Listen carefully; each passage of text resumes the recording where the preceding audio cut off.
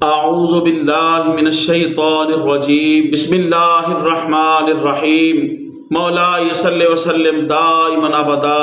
علی حبیبک خیر الخلق کلہم۔ محترم خواتین و حضرات، حضرت امام بخاری رحمۃ اللہ علیہ کی بخاری شریف کی حدیث نمبر 110 آپ کے سامنے بیان کرنے کی سعادت حاصل ہو رہی ہے۔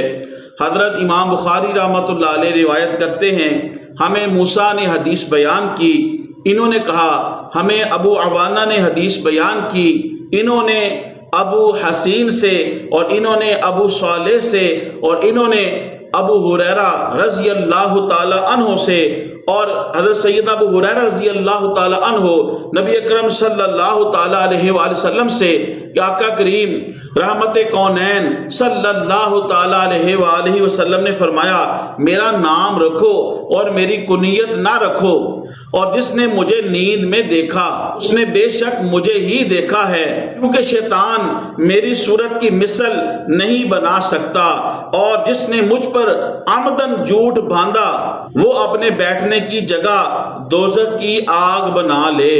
محترم خواتین و حضرات، اس حدیث شریف کے پہلے حصے میں پیارے نبی صلی اللہ تعالی علیہ وآلہ وسلم نے شاہ فرمایا میرا نام رکھو اور میری کنیت نہ رکھو۔ آقا کریم رحمت کونین صلی اللہ تعالی علیہ وآلہ وسلم کے نام مبارک پہ اپنے بچوں کے نام رکھنا، اس پر بے شمار احادیث ہیں، اس کی بہت زیادہ فضیلت ہے کہ حضور رحمت کونین کے نام کا بچہ جس گھر میں ہو وہ گھر اللہ تعالیٰ کی خصوصی رحمتوں کا حامل ہوتا ہے، اور وہ مجلس جس مجلس کے اندر محمد نامی شخص ہوتا ہے اللہ پاک اس مجلس کے اندر برکت عطا فرماتا ہے۔ تو محمد اور احمد نام کے اندر اللہ رب العزت نے بے شمار برکتیں اور رحمتیں رکھی ہیں، اور دیگر حضرات انبیاء علیہ السلام کے ناموں کے اوپر اپنے بچوں کے نام رکھنا حصول برکت کے لیے نہ صرف جائز ہے بلکہ بہت زیادہ برکات و حسنات کا باعث ہے۔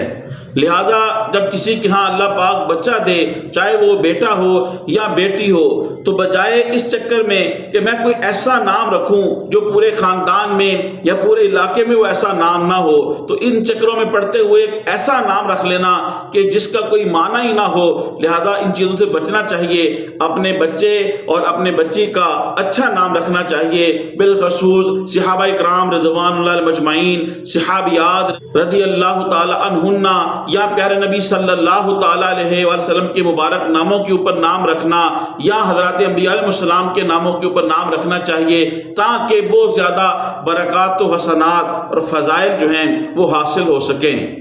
یہ میرا موضوع نہیں، ورنہ کئی ایک باتیں جو ہیں وہ اس کے اوپر شاہد ہیں اور ناطق ہیں اور دلیل ہیں کہ نام کے اثرات جو ہیں وہ شخصیت پہ بالضرور ہوتے ہیں۔ اشارت نرس کرتا ہوں، جیسا کہ جب معاہدے کے وقت جب سہیل آئے تو حضور نے فرمایا سہیل آ گئے ہیں، لو اب معاملہ سہل ہو جائے گا۔ اس حدیث شریف کے اندر حضور نے نام رکھنے کے لیے تو فرمایا، کنیت سے منع کیا ہے۔ اس حدیث شریف کو دیکھتے ہوئے جو اہل ظاہر ہیں انہوں نے اس حدیث شریف سے استدلال کرتے ہوئے کہا کہ مطلقاً ہی پیارے نبی صلی اللہ علیہ وآلہ وسلم کی کنیت جو ہے وہ نہیں رکھنی چاہیے۔ بعض علماء نے کہا کہ حضور کا نام تو رکھ لے لیکن کنیت نہ رکھے۔ محدثین فرماتے ہیں کہ یہ جو ممانعت تھی یہ منسوخ ہو چکی ہے، اس لیے کہ حدیث شریف میں آتا ہے کہ پیارے نبی صلی اللہ تعالی علیہ وآلہ وسلم آپ تشریف لے کے جا رہے تھے تو پیچھے سے ایک شخص نے آواز دی یا ابو القاسم، تو حضور رحمت کونین صلی اللہ تعالی علیہ وآلہ وسلم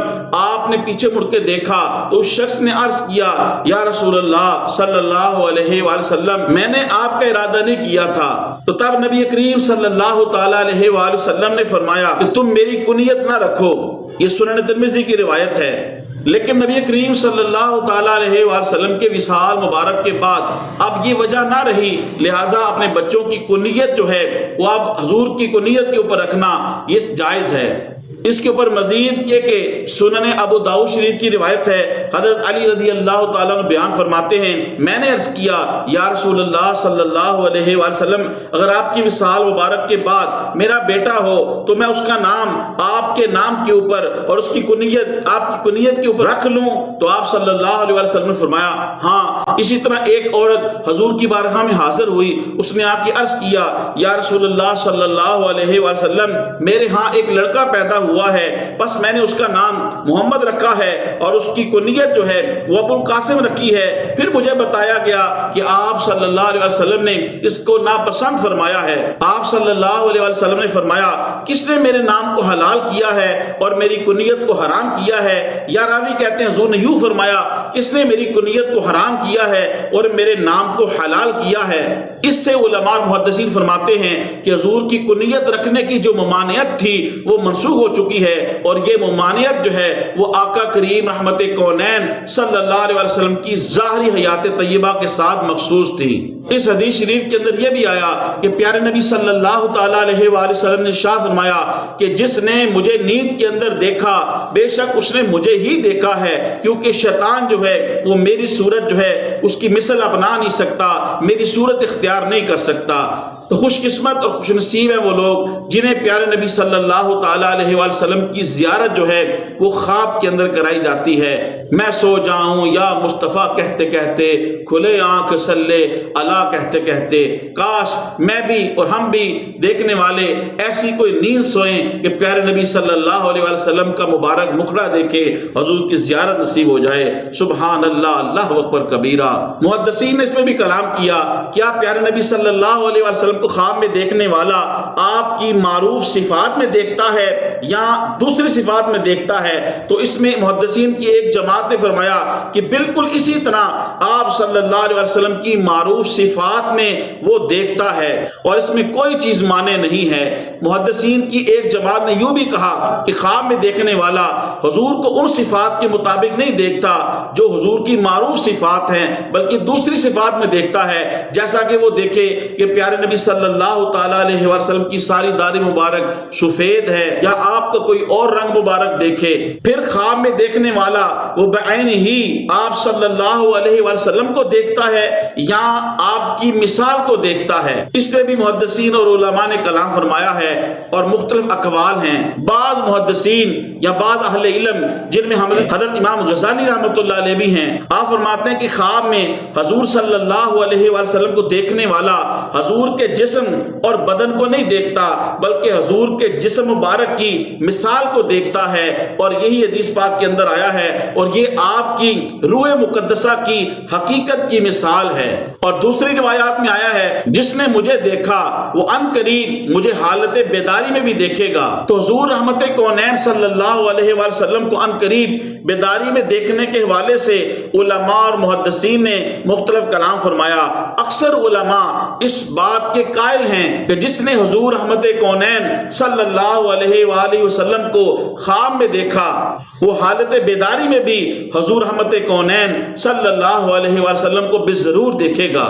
جیسا کہ حضرت امام شرف الدین بصری رحمت اللہ علیہ کو چادر مبارک کا عطا کرنا، فی الحقیقت چادر عطا کرنا، اسی طرح مفسر قرآن علامہ علوسی رحمت اللہ علیہ آپ فرماتے ہیں کہ رحمت کونین صلی اللہ علیہ وسلم اپنے جسم مبارک اور اپنی روح مبارک کے ساتھ زندہ ہیں، کیونکہ حضور رحمت کونین صلی اللہ علیہ وسلم سمیت تمام انبیاء علیہ السلام کے جسموں پر مٹی کو، زمین کو کھانا جو ہے وہ حرام کر دیا ہے۔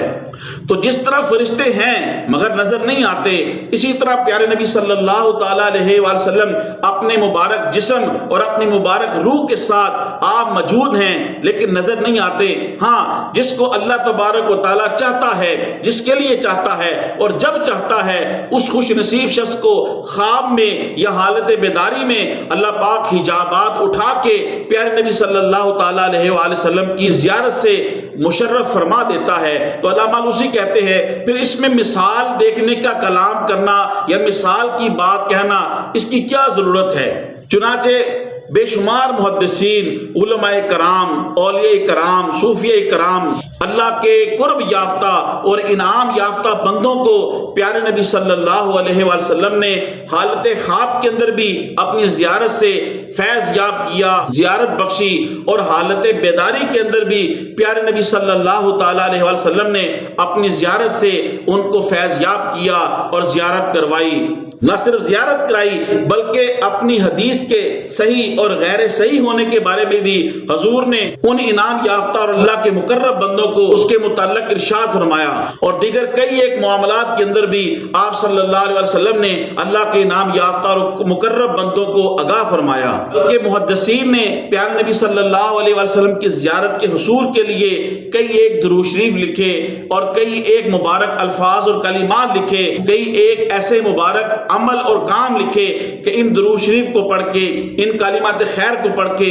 اور ان کاموں کو کر کے پیارے نبی صلی اللہ علیہ وسلم کی زیارت جو ہے وہ ہو سکتی ہے اور ہوتی بھی ہے اور ہوئی بھی ہے لوگوں کو۔ الحمدللہ 5-6 سال پہلے میں نے زیارت نبی صلی اللہ علیہ وسلم کے حصول کے لیے کئی ایک وظائف جو ہیں اس کے اوپر ایک کتابچہ میں نے ترتیب دیا ہے، جس کو چاہیے اس کی فوٹو کاپی جو ہے وہ مل سکتی ہے آپ کو۔ تو زندہ ہے واللہ، تو زندہ ہے واللہ، میرے چشم عالم سے چھپ جانے والے، آنکھ والا تیرے جو بن کا تماشا دیکھے، دیدہ کور کو کیا نظر آئے وہ کیا دیکھے۔ محترم تینوں حضرات، تبلیغ دین کی نیت سے حدیث شریف کے اس درس کو زیادہ سے زیادہ لوگوں تک پہنچانے کے لیے میری اس ویڈیو کو زیادہ سے زیادہ شیئر کریں، میرے یوٹیوب اسلامی چینل کو سبسکرائب فرمائیں، یوٹیوب پہ کمنٹس کریں، لائک کریں، بیل آئیکن کو ضرور پریس کریں تاکہ ہر آنے والی ویڈیو آپ کو مل سکے۔ اللہ پاک آپ کو جزائے خیر دے۔ السلام علیکم ورحمۃ اللہ وبرکاتہ۔